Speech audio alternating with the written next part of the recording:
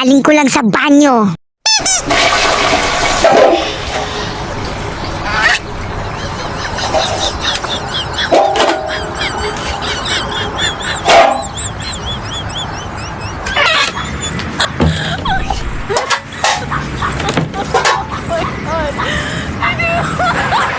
Sinong gumawa?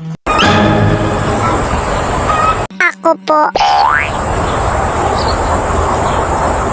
Ba't isang tissue lang ang inilagay mo?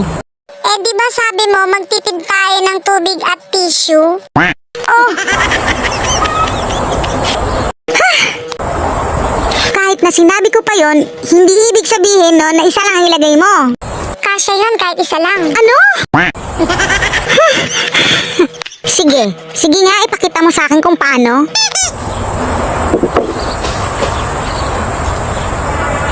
Una, itutupi mo. What? Tapos, pupunitin mo yung sa gitna. Buklatin mo ng ganyan. Ipasok mo ang daliri mo sa butas na parang ganito. Pagkatapos, hilain mo pataas. Siyempre, may matitira pa.